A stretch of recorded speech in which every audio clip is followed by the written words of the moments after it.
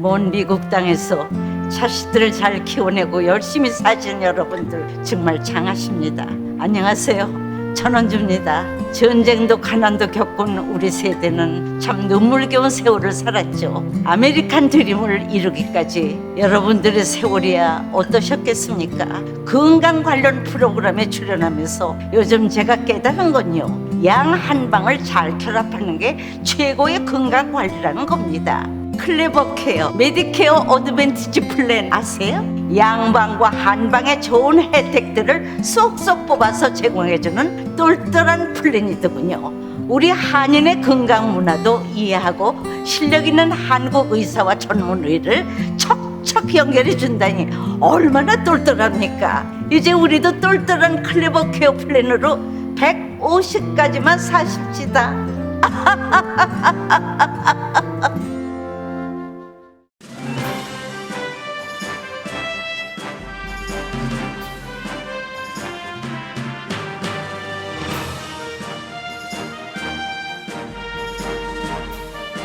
마음 따뜻한 5월, 건강하고 행복하세요. 라디오 서울이 함께합니다. 강혜신의 오늘의 미국.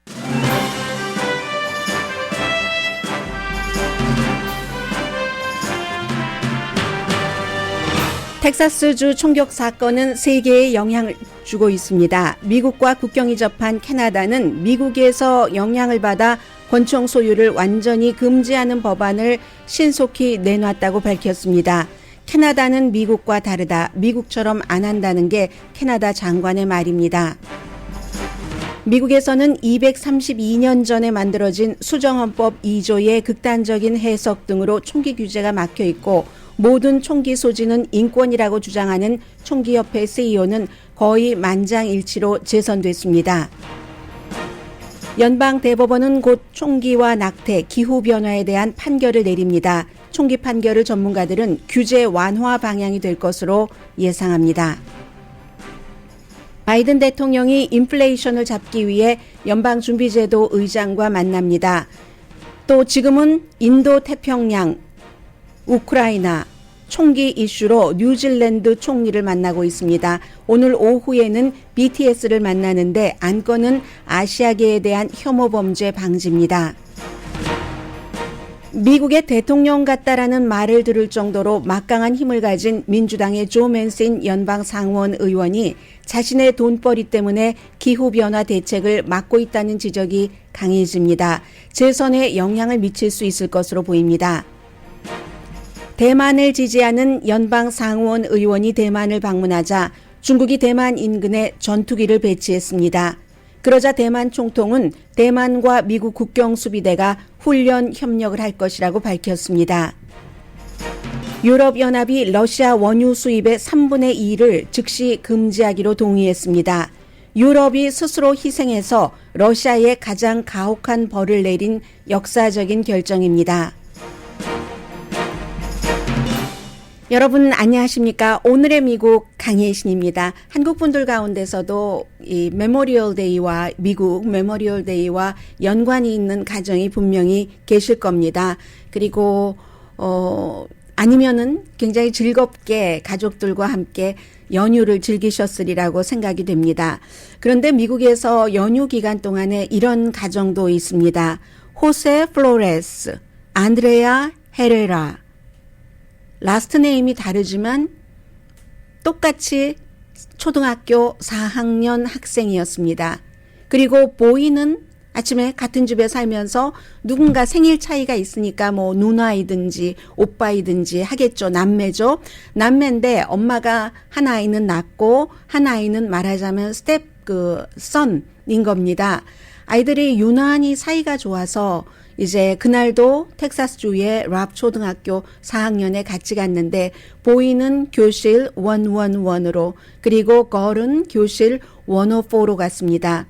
몇 시간 뒤에 보이는 성적이 너무 잘 나와서 좋아라 했고 총에 맞아서 숨졌습니다. 결국은 걸만 집으로 돌아왔습니다. 이런 가정들의 메모리얼 데이가 어땠겠습니까? 텍사스주에서 19명의 초등학교 학생과 2명의 선생님들에 관한 장례식, 추도식 지금 시작이 되고 있습니다. 그래서 지금 바이든 대통령이 뉴질랜드 그 총리를 백악관에서 만나고 있는데 뭐 우크라이나에 대해서 감사하다 하는 말도 했고요. 가장 뭐 중요한 이슈는 인도 태평양 경제 협력 그 틀 안에서 뉴질랜드가 협조할 수 있는 일, 참여할 수 있는 일, 그런 일들이 될 겁니다. 그렇지만 뉴질랜드는 최근에 가장 강한 그 총기 규제안을 만든 그런 나라이기 때문에 역시 그런 내용들도 얘기가 될 것으로 보입니다. 좀 전에 이제 항상 어느 나라의 그 지도자가 미국을 방문했을 때 본격적으로 회담에 들어가기 전에 잠깐 그 사진을 찍는 시간이 있죠. 그 사진 찍는 시간에 바이든 대통령과 그 뉴질랜드 총리가 나란히 앉아서 이런저런 얘기를 하는 것을 들었습니다.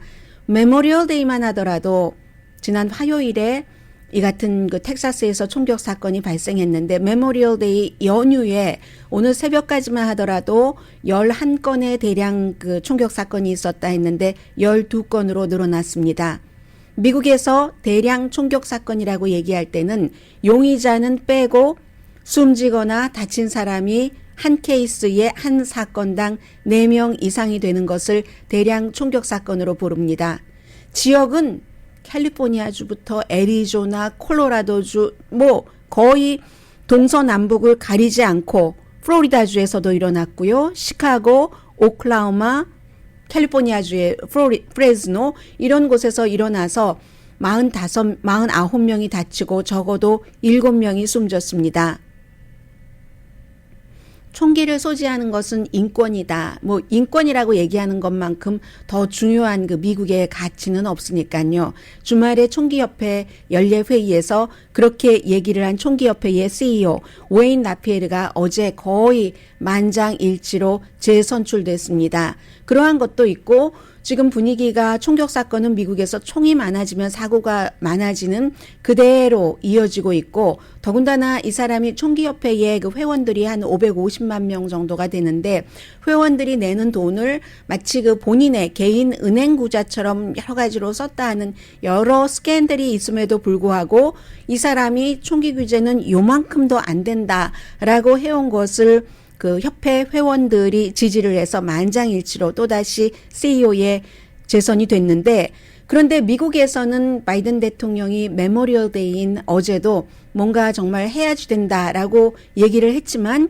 그렇지만 하지 않고 있습니다. 다른 나라에서는 윈블던 테니스 대회에서 2번이나 우승을 한 선수가 나는 정말 이 텍사스 사건을 보고는 화가 나서 참을 수가 없다고 얘기를 합니다. 왜냐하면 본인이 태어나고 살았던 초등학생이었을 때 스코틀랜드 더블 레인에서 그야말로 학생 16명이 숨지고 교사도 숨지고 총격범은 자살한 사건이 있었는데 앤디 머레이를 얘기를 하는 겁니다. 윈블던 그 2번 챔피언을 가진 사람 이런 얘기 세계에서 이 총격 사건을 바라보고 있는데 미국만 지금 뭐 민주당과 공화당이 뭔가를 한다고는 하지만 결론적으로는 이렇게 저렇게 막 노력하는 모습도 보여야지 되겠죠. 지금 총격 사건이 일어나고 여론이 뭐 이건 뭔가는 해야지 된다라고 심지어 총기 소지를 하고 있는 사람들조차도 얘기를 하니까 그렇긴 하지만 마지막까지 뭔가 그 신원조회라던가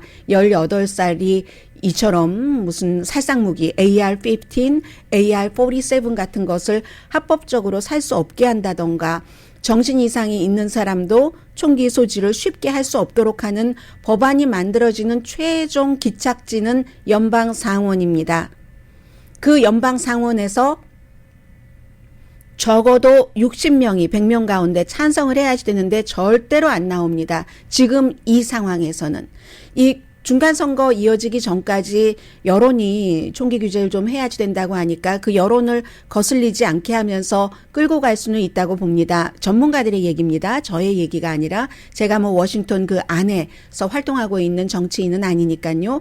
그래서 아무리 바이든 대통령이 어제 희망이 있을 수도 있다. 합리적인 공화당이라면 그 합리적인 공화당을 미치 매코넬 상원 원내대표로 얘기를 했습니다. 그러면 이번에는 설마 하겠지라고 했지만 바이든 대통령도 본인의 희망을 실어서 얘기를 한 거지 이번에 총기 규제가 공화당에 의해서 되리라고 믿는 것보다 믿지 않는 게 아마 지금까지의 여러 가지를 보면 더 많을 것 같습니다. 그런데 캐나다가 했습니다. 캐나다가 하면서 어제는 캐나다 총리도 그렇고 캐나다의 비상사태 장관이라는 게 있더군요. Emergency Preparedness 장관인데 그 장관이 미국에 대해서 직접 미국을 언급을 하고 국경을 맞대고 있잖아요. 미국에서 그런 총이 넘어오지 않게 하겠다 이런 말을 많이 했거든요. 그래서 세계가 또 이 내용을 보도를 하고 있는데 캐나다는 미국의 이웃이고 그런데 앞으로 캐나다에서는 어떤 그 권총도 사지도 못하고 팔지도 못하고 수입하지도 못하고 뭐 가장 의식하는 국가가 미국이겠죠. 저스틴 튜리도 총리가 우리는 이 나라의 권총수를 지금까지도 제한했지만 제한을 해야지만 된다 하고 이제 어떠한 안이 나왔는데 이 안은 캐나다의 여당이나 야당이나 모두 지지하기 때문에 아마 통과될 것으로 보입니다. 캐나다는 지금까지 1,500종류의 뭐 여러 가지 그 화기류, 뭐 총기류를 금지하고 신원조회 의무도 조금 더 까다로워지는 것을 이미 하고 있는데 또 연말부터 시행을 하는 것이 있습니다. 거기에 이번에는 핸드건이 들어갔는데 그 공격용 무기를 절대로 캐나다에서는 쓸 수 없게 될 것이다 라고 얘기를 했고요. 오랜 동안 사실 캐나다 총리도 총기 규제법을 강화하기를 원했었고 일을 해왔는데 이번에 텍사스의 유발디 그리고 뉴욕의 버팔로의 총격 사건을 보고 우리가 이런 법안을 새로 도입하기로 했다라고 분명히 밝혔습니다. 비상대비부 장관 빌 브레어 장관은 캐나다는 미국과 다릅니다. 이렇게 좀 길게 설명을 했습니다. 캐나다에서는 총기 소유권은 권리가 아니라 특권입니다. 미국에서는 수정헌법 2조를 얘기해서 계속 그 권리라고 얘기를 하잖아요. 그 부분은 잠시 뒤에 말씀을 드리겠고요. 해서 우리는 다른 많은 나라와 캐나다는 분리되는 특히 우리 남쪽에 있는 국가와는 차별되는 총기 정책을 펼치겠다. 남쪽에 있는 국가가 어느 나라입니까? 미국 말고 캐나다 남쪽에 어느 나라가 있습니까? 또 캐나다는 총기를 사람들이 많이 갖고 있지 않기 때문에 총격 사건이 미국보다 적게 일어납니다. 물론 캐나다가 미국보다 인구도 적어서 적게 일어나는 것도 있지만 이렇게 장관이 얘기를 했고요. 미국에서 불법으로 캐나다로 들어오는 건 맞겠다. 캐나다에서 일어나는 대량 총격 사건도 보면은 대부분 무기가 미국에서 들어오고 있는 것이다 라고 얘기를 했습니다. 그러니까 우리가 미국에서 뭐 남쪽에서 이민자들이 넘어온다고 얼마나 그쪽을 이렇게 그 낮춰보면서 얘기를 하는 것 같은 뉘앙스 있죠. 그것을 캐나다가 총기에 관해서 미국을 그런 식으로 쳐다보면서 얘기를 하고 있는 겁니다. 또 하나 중요한 게 있는데 캐나다가 이 총격 사건에 대한 자금을 더 많이 해서 특히 이제 국경수비대, 여기는 국경수비대에 포커스를 둔다는 겁니다. 미국에서 불법으로 들어오는 것을 막기 위해서 실제로 자금을 늘려봤더니 미국에서 불법으로 캐나다로 들어가는 무기들이 2배나 더 거치더라. 이런 얘기를 했고요. 그리고 무슨 소총 탄창 같은 것은 영구적으로 그 룰이 변경돼서 한 사람이 5발 이상은 보유할 수 없도록 대용량 탄창의 판매 그리고 다른 사람에게 주는 것도 완전히 금지한다 하는 게 이제 이번에 캐나다의 법안으로 마련될 것이고요. 결론적으로는 캐나다 총리가 얘기하기를 사격이라던가 사냥이라든가 사격은 취미고 사냥은 뭐 생존이라고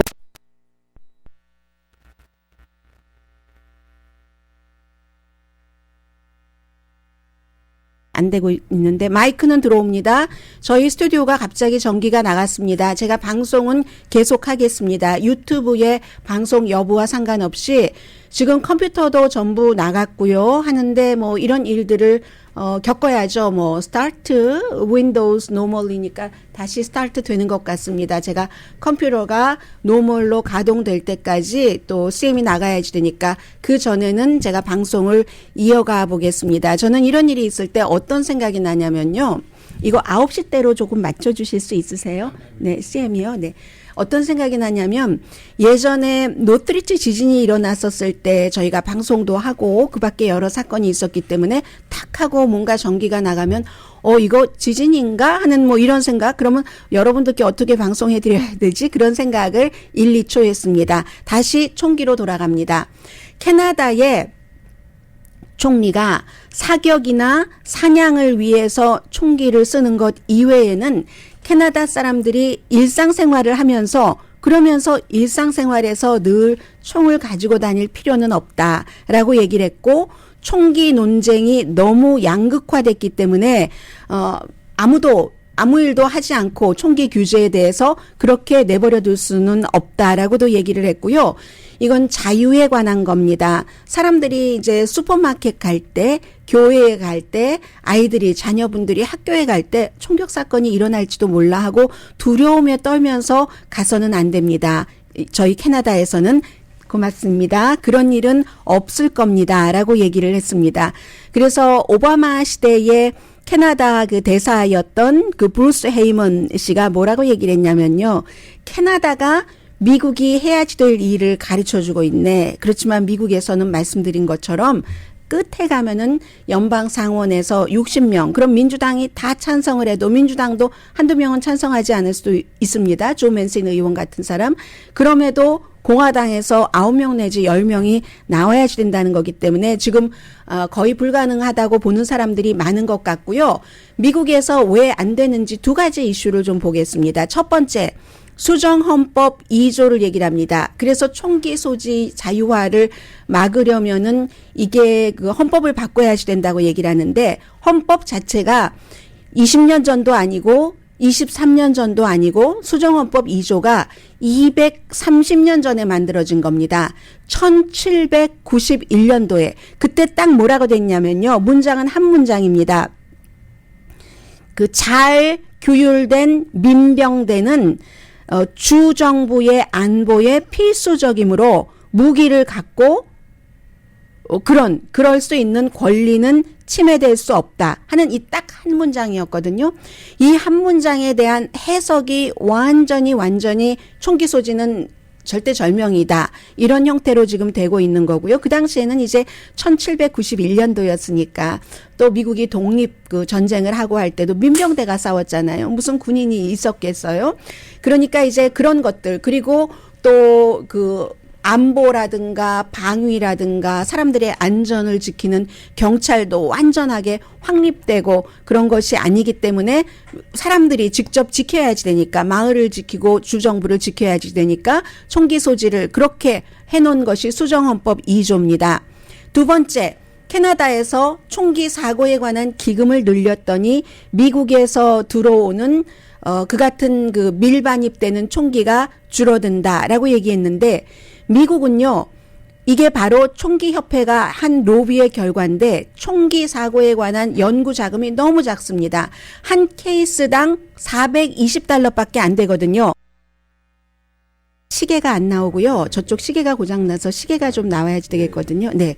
그래서 미국에서 연방정부에서 여러 가지 연구 기금을 주는 것은 결국은 이러한 일이 있으니까 이건 이렇게 고치고 저건 저렇게 고치려면 얼만큼의 데이터가 있어야지 되는가. 데이터가 없으면 말로 할 수가 없잖아요. 뭐 추정에 의해서, 스토리에 의해서. 그러면 그 말이 힘이 없어서 법이 제정이 안 되죠. 해서 총기 사고 연구에 대한 기금이 너무 작다는 겁니다. 의도적으로 돈이 없어서가 아니라 한 케이스당 $420밖에 안 돼서 미국에서 사람들이 많이 숨지는 20가지 이유가 있잖아요. 뭐 예를 들어 심장질환, 암, 그 밖에 무슨 뭐 교통사고, 총기사고 이런 게 있는데 20개 가운데서 총기사고는 넘어지는 거요. falling. 이 넘어지는 것, 낙상만 총기사고 연구비보다 덜 받고 총기사고가 그 밖에 19번째로 적게 받는 겁니다. 그럼 다른 케이스를 보면은 보통 약물 의존에 의한 사망도 케이스 하나당 $16,000. 그러면 이 총기 사고보다, 총기 사건 사망자보다 38배나 연구 기금이 많이 들어간다는 겁니다. 이게 바로 1996년도에 총기협회가 로비를 해서 총기 규제를 좀 그 지지하거나 그것을 아주 강하게 할 수 있는 모든 연구에 대한 연방 기금을 중지시켰습니다. 1991년도에. 그렇지만 샌디욱 초등학교에서 이제 사건이 발생하고 또 플로리다의 그 파크랜드 학교에서 사건이 발생하고 연구 기금이 조금씩 늘어나기 시작해서 지금 이 정도가 된 거고요. 물론 앞으로 몇 년 동안 이번 사건도 있으니까 증가하겠죠. 그 연구에 대한. 그러나 연구하는 데는 항상 시간이 걸립니다. 그리고 그 사이에 이 구멍 난 것을 통해서 뭐 조립하는 총 등등을 통해서 범죄에 쓰려고 총을 사는 사람들은 늘어날 것이고, 그런 상태에 대해서 결국은 기본적인 답이 없는 겁니다. 그렇기 때문에 미국은 지금 바이든 대통령이 같이 회담을 하고 있는 뉴질랜드 총리나 아니면 어제 법안을 이미 만든 캐나다와 같은 총기 규제안을 내놓을 수가 없는 겁니다.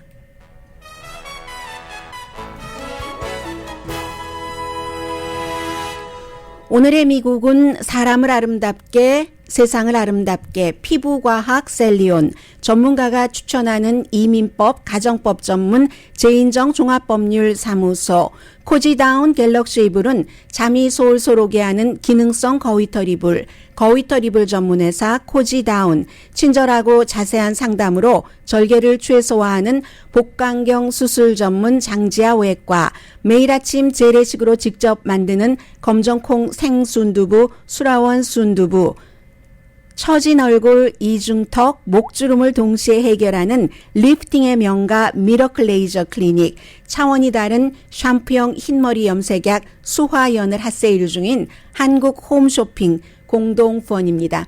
잠시 뒤에는 오늘 아침에 로스앤젤레스 타임스가 아주 중요한 문제를 쫙 정리를 해놨는데, 연방대법원이 지금부터 6월, 7월 사이에 연방 새로운 회기 연도는 9월 말에 끝나고 10월 달에 시작이 되잖아요.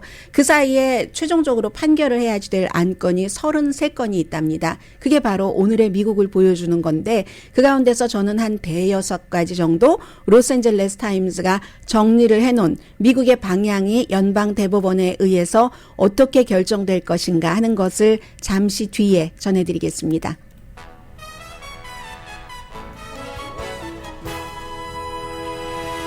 라디오 서울 방송 오늘의 미국 듣고 계십니다. 아마 지금 유튜브에 문제가 있는 것 같으니까 여러분들께서 라디오나 저희 라디오 서울 앱을 통해서 방송을 들어주시면 되겠습니다. 지금 전문가가 고치고 계십니다. 자, 말씀드린 대로 오늘 로스앤젤레스 타임스가 아주 친절하게 설명을 해놨습니다. 연방 대법원이 지금부터 이번 회기가 끝날 때까지 어떠한 것을 결정을 하는가. 그런데 이번에 연방 대법원에서는 대법관들이 보수가 우리가 다수다 하는 것을 분명하게 보여주는 그런 판결을 몇 주일 사이에 내놓을 것으로 예상들을 합니다. 낙태도 그렇고 총기 문제, 종교에 대해서 여러 가지 이슈가 되고요. 종교가 사실은 사람들 사이에서 가장 예민한 문제이기도 하죠. 저도 종교에 대해서 얘기를 하면은 누군가에게 꼭 비난을 받거든요. 종교, 또 하나 있네요. 요즘 BTS에 대해서 얘기하면 꼭 비난을 받고는 하는데, 더 많은 것을 요구하고 더 예민해지고 하니까 그런 것 같습니다. 기후변화도 마찬가지입니다. 그래서 이번에 지난 몇 년 동안 이렇게 말하자면 회기 말이라고 할 수 있잖아요. 지금부터 6월, 7월, 8월 이 정도 되면은, 그런 때는 대체적으로 보수적인 판결, 진보적인 판결이 좀 섞여서 나왔거든요. 이번에는 그러지 않을 것 같다. 에이미 코니 베럿이라는 40대의 젊은 여자 대법관이 루스 베이더 긴스버그라는 80대의 나이 많은 진보 대법관 자리를 채우고 난 이후에는 그런 것을 기대할 수가 없다 하는 겁니다. 다만 보수가 얼마나 보수적인 판결을 내놓느냐, 아니면 더더더더더 보수적인 판결을 내놓느냐. 판결은 이렇다 저렇다 양쪽이지만 판결문을 쓰는데 여러 가지 설명이 있잖아요. 그런 것에 대해서 보수적, 더 보수적 이렇게 표현을 했습니다. 우선 총기 휴대 권리에 대해서는 합법적인 총기 소지자가 집 밖으로 나갈 때 장전된 총을 갖고 갈 권리가 있는가? 아니면 주에서 지금 뉴욕주처럼 캘리포니아주, 뉴욕주 그밖에 이제 여러 그 블루 스테이트에서는 이 같은 허가를 조금 이제 그 제한을 하거든요. 그래서 총기 권리를 주장하는 사람들은 뉴욕이 이제 말씀드린 대로 뭐 장전한 총을 뭐 보이는 채 밖으로 가지고 나가고 이걸 못하게 하니까 텍사스주처럼 텍사스주는 21살만 되면 거의 모든 총을 훈련을 받지도 않고 숨기지도 않고 가지고 다닐 수 있잖아요. 텍사스는. 그래서 이제 뉴욕주의 케이스를 판결을 하는데 아마 그 무기 소지자의 권리를 보호하는 쪽으로 가지고 나갈 수 있다. 장전된 총을. 이렇게 판결할 것으로 예상을 합니다. 낙태는 얼마 전까지 이번 총격 사건이 일어나기 직전까지 굉장히 뜨거웠습니다. 미시시피주에서 15주일, 임신 15주일로까지 이후에는 낙태를 안 되는 것으로 제한을 하는 이런 법이 만들어지니까 이 낙태를 반대하는 사람들은 거기에 이제 하나 더해서 한 걸음 더 나가서 아예 연방 차원에서의 낙태 권리 자체를 없애야 된다라고 얘기를 하거든요. 그래서 만약에 이번 판결은 어찌되었거나 지난번에 새어나온 그런 것에 따르면 연방 대법관들이 주정부가 알아서 해 하면은 이제 낙태의 그 전체적인 통일된 연방 차원의 한 23주일, 24주일까지는 낙태가 가능하다 하는 것이 뒤집히는 게 되잖아요. 이건 정말로 미국 그 역사상 중대한 그 헌법적 권리의 반전이죠. 본인들이 연방 대법원에서 1973년도에 판결해 놓은 것을 연방 대법원에서 스스로 헌법에 위배된다고 하면서 전임자들이 선배들이 판결해 놓은 것을 뒤집는 것. 그런 의미에서 중요하고요. 종교를 말씀을 드리겠습니다. 주마다 이제 뭐 시골이라든가 시골이 아니어도 작은 주는 어떤 동네에는 고등학교가 없다던가 이런 경우가 있잖아요. 그래서 지금 메인주의 케이스인데 이제 종교 무슨 뭐 카톨릭 스쿨이라든가 이런 학교에 다니는 학생이 학교가 메인주가 그 동네에 그 고등학교가 작은 마을에 고등학교가 없어서 이 학생이 다른 학교를 갈 때 다른 동네에 고등학교를 가는데 그 고등학교가 종교학교고 사립학교인 겁니다. 공립학교가 아니라 사립학교를 갈 수밖에 없어요. 여러 가지 상황상. 그렇게 되는 경우에도 정부가 뭐 보조금을 주는가 여기에 대한 그 판결이거든요.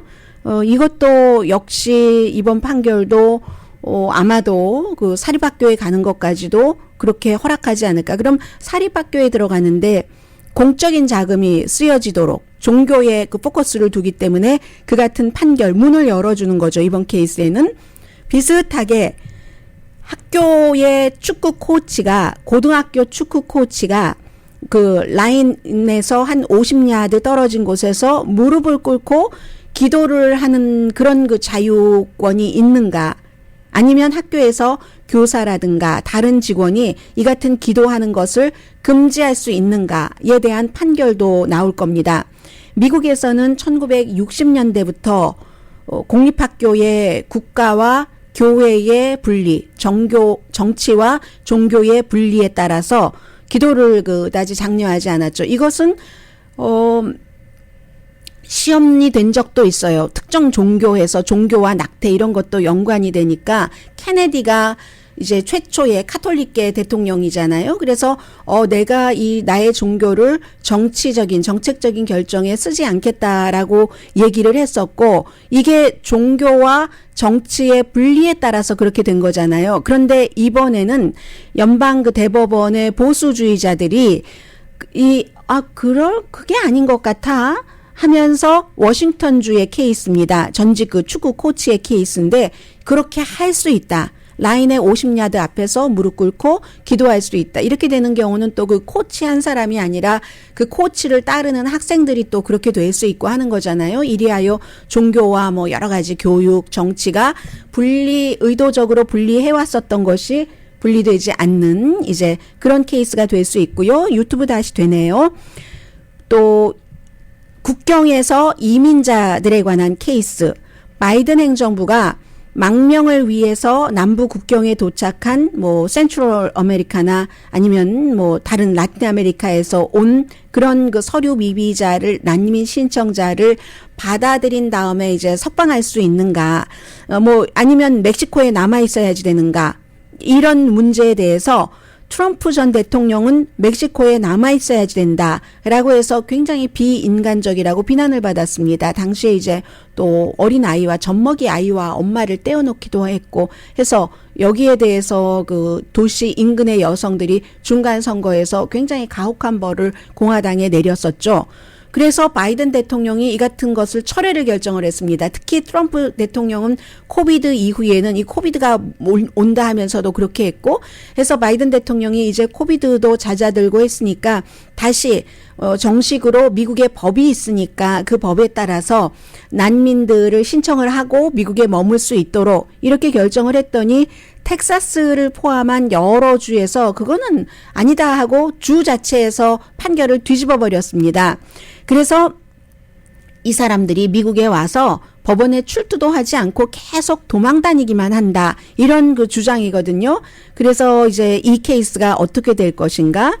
또 경찰 미란다 경고. 이것은 경찰이 미란다 경고를 주지 않고 자백을 강요할 때 뭐 그런 거 있잖아요. 뭐 당신은 뭐 그 침묵할 권리가 있으며 이런 말을 하는 거, 그리고 뭐 변호사를 뭐 고용할 권리도 있고, 그런데 그런 말을 하지 않고 지금 누구에겐가 자백을 강요하는, 여기에 대해서 그렇게 용의자를 신문을 했었을 때 그 경찰관을 고소할 수 있는가? 이런 얘기입니다. 그런데 1966년도에 얼 워렌 대법원장이 용의자를 멈추고 신문을 하는 경찰은 꼭 당신 그 침묵할 권리도 있고 변호사와 함께 이것을 의논할 권리도 있고 이런 것을 분명히 얘기해 주잖아요. 우리가 얼마나 텔레비전이나 그 영화에서 많이 봅니까?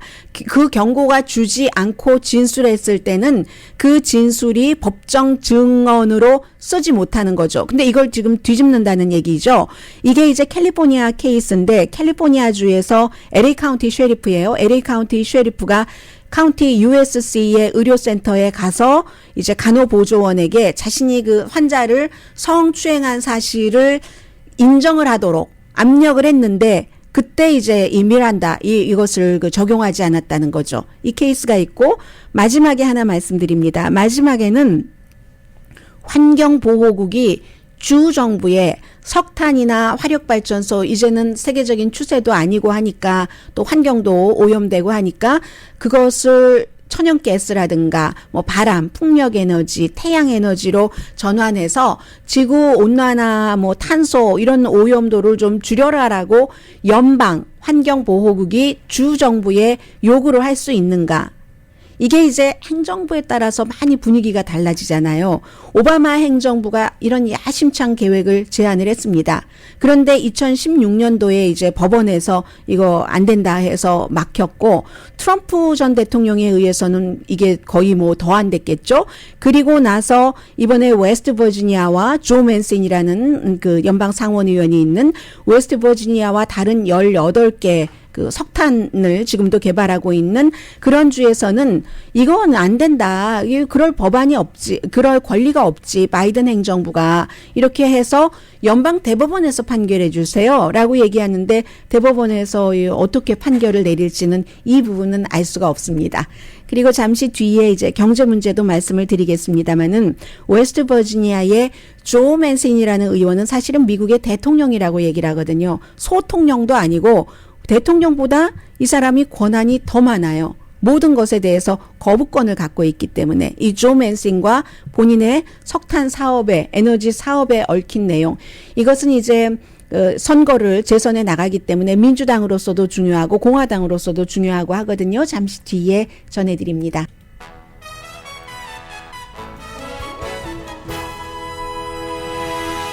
라디오 서울 방송 오늘의 미국 듣고 계십니다. 네, 지금 바이든 대통령이 오늘 만났죠. 그 제롬 파웰 의장을 만났는데 원래 바이든 대통령과 제롬 파웰 연준 의장은 그다지 가까운 편은 아닙니다. 이 연준 의장과 재무장관, 자넷 옐런 재무장관은 점심이나 저녁을 일주일에 한 번 정도는 먹는다고 하는데, 그렇지만 이제 대통령의 경제 전문가와 연준 의장이 계속 어떠한 연관을 맺고 일하고 있고, 오늘 대통령이 연준 의장을 만난 것은 내가 대통령으로서 인플레이션을 막기 위해서 최선을 다하고 있다는 것을 사실은 보여주기 위한 것이고, 뭐 여러 가지를 또 이 의견에 대해서 조율을 하기 위해서도 그런 거죠.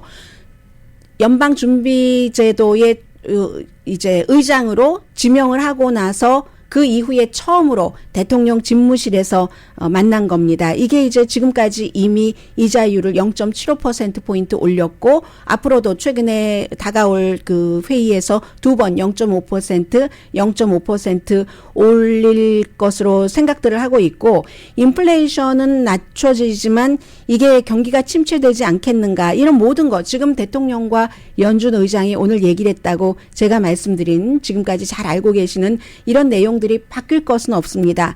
다만 대통령이 뭔가 일을 한다는 것을 보여주는 것이고, 또 이 인플레이션을 조절하는 최고의 책임자는 연준 의장이다 하는 것을 다시 한번 말하고 있는 것이고요.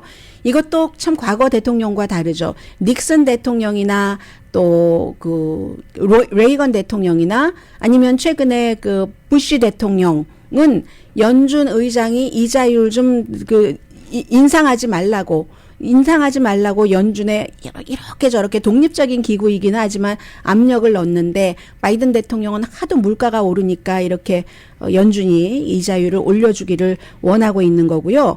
그리고 이 조 맨신 의원을 조금 말씀드리자면은, 조 맨신 의원은 연방 대법원에서도 역시 기후변화에 관한 것을 판결을 내린다라고 말씀을 드렸는데, 조 맨신 의원이 그동안 계속 기후변화라든가 석탄 업계가 싫어할 만한 법안을 만든다던가 할 때 강하게 반대를 해왔죠. 모든 것이 다 웨스트 버지니아의 조 맨신 연방 상원 의원 손에 달려있기는 합니다만은, 민주당에서.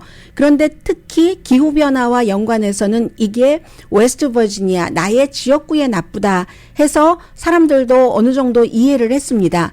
그런데 알고 보니까 지난번에 최근에 이제 어떤 매체에서 조사를 하는, 그런 심층 보도를 하는 매체에서 보도를 했고, 그 뒤에 뉴욕타임스가 또 심층 취재를 해서 보도를 했더니, 조 맨신이 1988년도부터 브라더와 함께 어떤 회사를 갖고 있어서요, 에너지 시스템 이런 얘기가 들어가는 그것을 갖고 있어서 지난 10년 동안 560만 달러 정도를 벌었고, 지난해에도 수십만 달러를 벌었다는 얘기거든요. 그게 본인의 화석 연료 프로그램과 연관이 있다는 겁니다. 그랬더니 이번에는 동네에서, 아니 우리 동네를 위해서만 그렇게 얘기하는 줄 알았는데, 본인의 사업에 이게 마이너스가 될 것 같아서 에너지 시스템이라는 회사 맞네요. 그래서 그랬단 말이야. 그리고 1998년도에 그 회사를 만들었는데 2010년부터 이제 연방 상원의원을 했는데, 상원의원 하면서 그때마다 꼭 어떠한 이 본인의 사업에 방해되는 그런 법안에는 반대를 했다는 거죠. 그 정도가 되면은 공공 서비스가 아니라 셀프 서비스가 아니냐, 지금 이런 얘기를 하고 있고요. 민주당은 이중으로 딜레마죠. 만약에 이 조 맨신 의원이 유권자들이 화가 났다고 하니까 이 사람을 찍지 않으면 그래도 민주당인데 민주당 의석을 하나를 잃게 되는 거고, 조 맨신은 원래 웨스트 버지니아에서 민주당보다 공화당에게 더 인기가 있습니다. 더 인기가 있는데 어느 순간 트럼프 전 대통령을 비난하니까 지난번에 2018년도 선거에서는, 그전에는 24%포인트 차이로 당선이 됐는데 트럼프 전 대통령을 비난하고 나서 3%포인트로 당선이 됐거든요. 그러면 이번에는 거기다 대고 유권자들이 아니 자기의 이익 때문에 이랬단 말이야 하는 것 때문에 그 3%포인트까지 깎아먹고 한다면 민주당은 웨스트 버지니아에서 의석을 잃을 수도 있는 그런 것. 조 맨신 때문에 골치가 아프긴 하지만 그렇다고 민주당 의석 자체를 또 잃고 싶은 건 아니잖아요. 그런 이중고가 있습니다.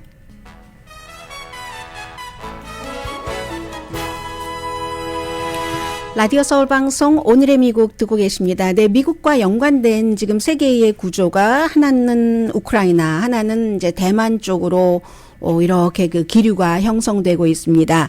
그래서 그 태미 덕 월스라고 이라크 전쟁에 나가서 다쳐서 여성 그 의원인데 휠체어에 타고 있는 연방 상원의원 민주당이요. 일리노이가 지역구입니다.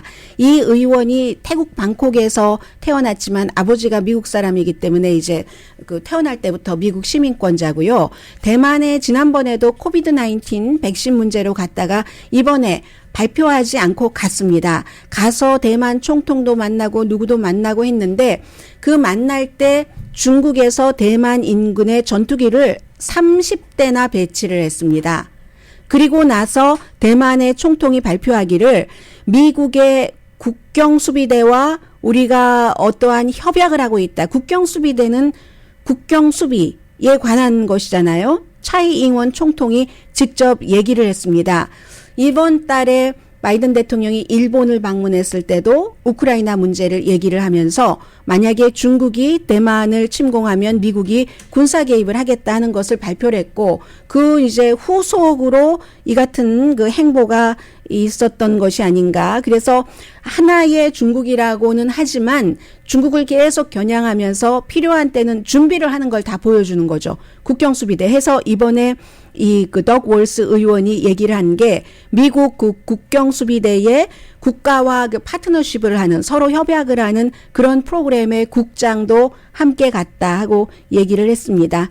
그리고 이제 중국 정부도 바이든 대통령이 일본을 방문해서 만일의 사태 때 우리는 대만에 군사 개입을 하겠다. 중국이 침공을 하면 하고 얘기를 하니까 바로 이제 그 바이든 대통령 있을 때 근해 항공의 그 전투기를 이번처럼 파견을 했고 보냈고 그리고 나니까 일본과 미국도 합동 전투기 훈련을 했습니다. 이게 바이든 대통령이 한국에서 돌아올 때 북한이 그 미사일을 발사하니까 한국과 미국이 우리 그 공동 성명을 발표하고 할 때도 이 북한이 만일의 사태를 일으킨다면 최대한 그 협력을 하겠다라고 얘기를 했잖아요. 그리고는 함께 뭔가를 보여줬는데 그것과 똑같은 일이다라고도 볼 수 있습니다. 오늘의 미국은 전문가가 추천하는 이민법, 가정법 전문 제인정 종합법률사무소, 사람을 아름답게 세상을 아름답게 피부과학 셀리온, 코지다운 갤럭시 이불은 잠이 솔솔 오게 하는 기능성 거위털 이불, 거위털 이불 전문회사 코지다운, 친절하고 자세한 상담으로 절개를 최소화하는 복강경 수술 전문 장지아 외과, 매일 아침 재래식으로 직접 만드는 검정콩 생순두부 수라원 순두부, 처진 얼굴 이중턱 목주름을 동시에 해결하는 리프팅의 명가 미러클 레이저 클리닉, 차원이 다른 샴푸형 흰머리 염색약 수화연을 핫세일 중인 한국 홈쇼핑 공동후원이었습니다. 10시에 좋은 아침 좋은 하루 방송됩니다. 네, 지금 유럽연합이 27개국이 함께 하니까 참 이 일을 하기가 힘든 거예요. 그럼에도 불구하고 우리가 손해보겠다. 러시아에서 원유 수입을 거의 안 하겠다. 3분의 2. 이게 왜 거의냐면은 헝가리의 대통령이 푸틴 대통령과 친하잖아요. 유럽연합에서 헝가리를 만족시키기 위해서 헝가리는 예외로 두는 것. 그랬기 때문에 거의라고 말씀을 드리는 겁니다. 헝가리의 역시 그 독재자끼리 통합니다. 빅토르 오르반 대통령이 우리 러시아를 그렇게 제재하는 거 싫어하니까 이렇게 할 수밖에 없었던 거죠. 강혜신이었습니다.